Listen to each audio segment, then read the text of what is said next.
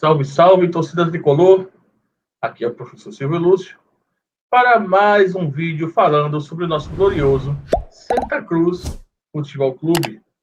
Então, um grande abraço para quem está nos acompanhando e desde já peço que vocês possam curtir esse vídeo, né, para que muitas e várias pessoas possam ter acesso ao nosso conteúdo aqui na Lance de Ouro TV. Hoje, pessoal, antes de mais nada, eu gostaria de começar o nosso vídeo parabenizando o Retrô pelo acesso à Série C. O Retrô, né, que já há muitos anos vem tentando esse acesso e ontem, de maneira heróica, né, em Brasília, perdeu no tempo normal por 1-0 e acabou ganhando nos pênaltis esse acesso tão esperado pela Fênix de Camaragibe. Então, um grande abraço a todos os torcedores da Fênix, um abraço também à sua direção e, merecidamente, a Fênix ela consegue esse acesso que nos traz muitas reflexões acerca do que o Santa Cruz pode aprender com esse acesso. Em primeiro lugar, o Santa Cruz tem que aprender com esse acesso de que só de forma organizada em sua administração ele vai poder organizar o time. E o que isso significa? O Santa Cruz hoje é uma tribo onde se tem muito cacique e pouca tribo. Ou seja, tem muita gente querendo mandar no Santa Cruz, mas o espaço que se tem para exercer o poder é pequeno. E por isso se há os atritos. Por quê?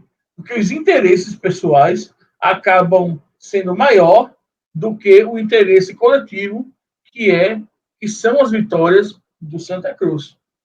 Então, a partir do momento em que grupos antigos que não deram certo, se eles se afastarem do clube, dando espaço a ideias novas, a ideias contemporâneas de novas administrações do futebol, eu acho que o Santa Cruz tem tudo para galgar um caminho diferente no futebol brasileiro, porque tem torcida, tem estádio, tem história, é somente uma organização administrativa, e o Retrô mostra isso. O Retrô, hoje, na prática, são 3 nomes que dirigem o Retrô. É o Laércio, o Gustavo e o diretor de futebol, que foi do Santa Cruz.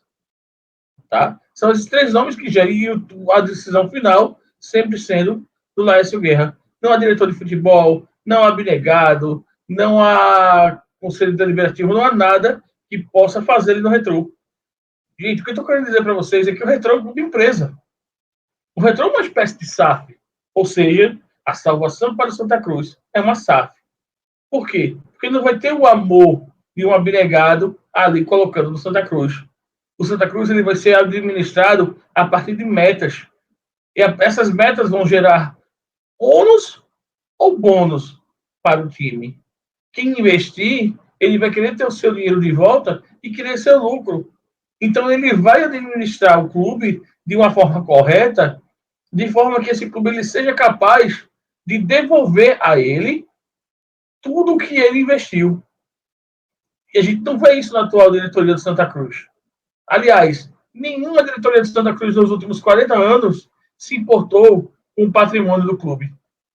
O que a gente vê é o patrimônio do clube vilipendiado e hoje a dívida do Santa Cruz gira em torno de 303 milhões de reais. E detalhe, pasmem os senhores, todo esse balanço financeiro, tanto de 2023 quanto de 2024, foram aprovados pelo Conselho Deliberativo.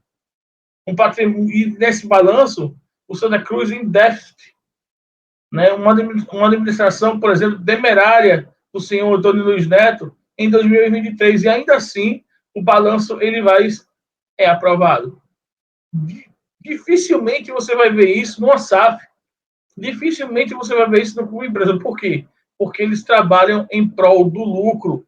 E quando há uma situação de haver um déficit, o CEO ele é cobrado, ele pode ser inclusive até demitido e outro CEO é contratado para fazer aquela massa funcionar. No Santa Cruz não pode haver isso hoje. Por quê? Porque o Santa Cruz é administrado por vaidades. O presidente Bruno Rodrigues que é uma pessoa bem intencionada, o que vai acontecer com ele? Hoje ele é refém das composições políticas que ele teve que fazer, e o Santa Cruz é uma torre de Babel, como eu falei em vídeos anteriores, em que cada grupo político quer fazer de um modo e não consegue fazer. O Retrô não. O Retrô ele tem a voz, repito, a voz de Laércio Guerra, né, que comanda tudo e acaba dando certo. Uma segunda situação para que o Retrô desse certo é o seguinte: o Retrô acreditou no modelo de jogo. O Retrô acredita no modelo de jogo que ele propõe o jogo, em que ele é o protagonista dentro das quatro linhas do gramado. Com essa visão, o Retrô nos anos anteriores, ele sempre, quando foi pontos corridos, ele sempre disparou em primeiro lugar, primeiro e segundo lugar, sendo que para o Retrô faltava uma coisa: ele virar um time copeiro. Ele virar especialista em mata-mata. Naqueles jogos que o Retrô participava, e que se ele perdesse ele era eliminado, o Retrô sempre se dava mal. Foi assim no Pernambucano, contra o Náutico, contra o Sport. Foi assim contra o Santa Cruz no Campeonato Brasileiro da Série D. Foi assim contra o Maranhão também, em outra Série D. Né? Então, o que, vai acontecer? O Retrô, ele teve esse ano uma situação muito interessante, que foi ele aprendeu a sofrer nos pênaltis. E outra, ele não teve medo de perceber que a peça mais carente do seu time era o goleiro. Ele não pensou duas vezes em contratar logo dois goleiros que iam fazer a diferença no mata-mata. Inclusive, o goleiro que se destacou no Retrô no mata-mata foi o goleiro reserva. E o que trazer disso para o Santa Cruz? O Santa Cruz ele não consegue manter uma base de um ano para outro. O Retrô ele vem jogando com essa base há mais de 2 anos e meio. O Santa não. O Santa, todo ano, o torcedor ele é convidado a decorar uma escalação diferente do Santa Cruz. Todo ano. E outra coisa que foi muito importante para o Retrô, a presença de Itamar Schurrle.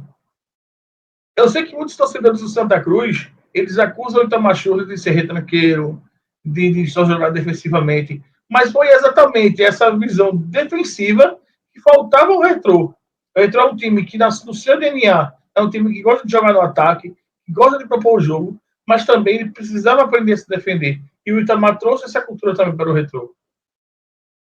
Sem contar que o Retrô foi muito inteligente e ele começou a garimpar os principais destaques do Campeonato Pernambucano.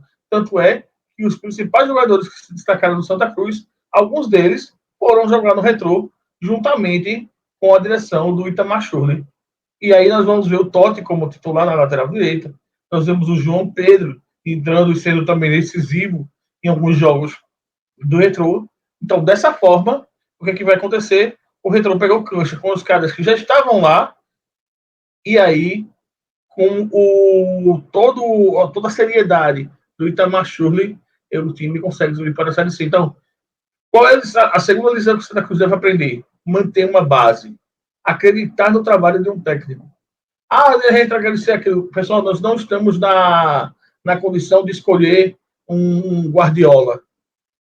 Nós temos que escolher um técnico que consiga ter o grupo na mão, e isso que o Itamar Schurrle tem, ele tem o grupo na mão, e que ele consiga organizar minimamente o time. E nós vimos isso no Pernambucano desse ano. A terceira situação é o seguinte, pessoal, é dinheiro. Time nenhum consegue subir de forma organizada se ele não tiver minimamente organizado financeiramente. O que isso significa? Significa que o Retrô, por exemplo, ele paga em dia, ele dá condições para que o cara treine. Olha toda a parte estrutural do Retrô. Academias de primeiro mundo, o Retrô tem um hotel em Camaragibe, o Retrô tem campos de treinamento, e aí eu volto para o Santa Cruz. Tudo no Santa Cruz é mais difícil, principalmente quando a gente vai falar de pagamento de salários. E não apenas do pagamento de salários dos jogadores, mas eu estou falando dos funcionários em si, porque o ambiente também ele vai colaborar para que um time ele possa ter um bom desempenho dentro das quatro linhas do gramado. Não adianta um determinado setor do clube estar feliz e outro não. E o Santa Cruz ele vive nessa senoide de tem hora que tá bem, tem hora que tá mal, e ultimamente só tá mal. E aí eu pergunto, como é que um time ele vai conseguir ter saúde financeira com um déficit de 303 milhões de reais? E outra coisa, como é que um time consegue ter saúde financeira disputando a última divisão do Campeonato Brasileiro? E pasmem os senhores, em 2024, desse ano corrente, Santa Cruz sequer participou do Campeonato Brasileiro. Ou seja, o Santa Cruz não teve a renda de patrocinadores, não teve renda de CBF, não teve renda de televisionamento e não terá o ano que vem, mesmo jogando a Série D. A Série D não paga televisionamento. Há uma taxa que a CBF dá, acho que 120 a 150 mil reais a cada time, dependendo vai passando de fase, e a CBF entra com a ajuda de custo para a hospedagem e para o traslado dos jogos. Mas para um time do tamanho do Santa Cruz, só isso não é suficiente. Hoje, a folha de Santa Cruz ela gira em torno de 300 mil reais. 300 mil reais. Então, o Santa Cruz hoje é um time que depende da torcida para poder arrecadar com os jogos e pagar. Aí eu faço a pergunta: o Retro não tem torcida. E como é que ele consegue se manter? Gente, o Retro consegue se manter hoje, além do aporte financeiro do seu dono, o Alácio Guerra, o Retro hoje ele consegue se manter com as categorias de base. O Retro hoje ele tem, em média, de 45 a 60 jogadores espalhados nas principais praças do Brasil. O Retro sabe vender jogador.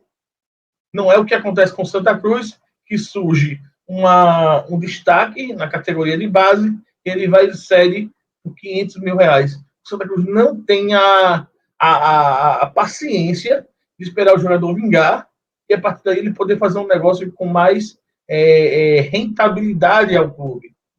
Eu cito o Popote, por exemplo, que começou a colocar o Pedro Lima para jogar e a cada vez que ele ia jogando, que ele ia se destacando, ele ia, desculpem, ele ia se valorizando cada vez mais a ponto de ser vendido pelo valor que foi vendido. E já está se destacando no campeonato inglês. O menino que foi vendido ao Cuiabá, por exemplo, falam-se que, em relação à qualidade técnica, ele é melhor que o Pedro Lima do Sport.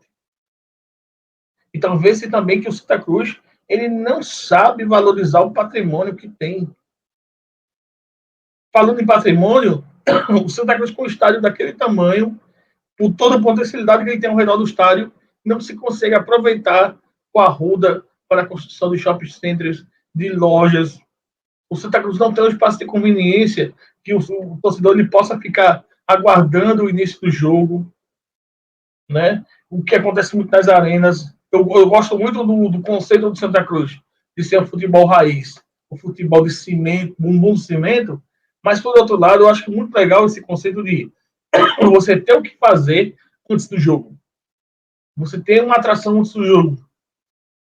Você chega na frente de Santa Cruz, você já fica triste porque aquela fachada não chama a atenção de nada. Fachada essa que os nossos dirigentes já disseram que não vai sair esse ano. Ora, o mínimo de organização ali do Santa Cruz já chamaria a atenção. E uma outra situação também que o Santa Cruz pode aprender com o Retrô: valorizar sua marca. O Retrô ele tem um trabalho de marketing muito grande com a sua marca. O Retrô hoje ele já tem lojas próprias para vender seu material de camisas, canecas. Tudo no Retrô é profissionalizado. Tudo. Santa Cruz não. Santa Cruz não.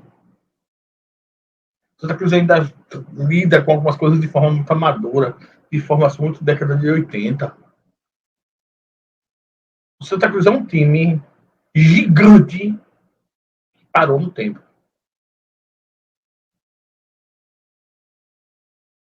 Parou no tempo. E aí, chegamos ao ponto de ver um time, entre aspas, intermediário em Pernambuco, está numa divisão maior que a do Santa Cruz.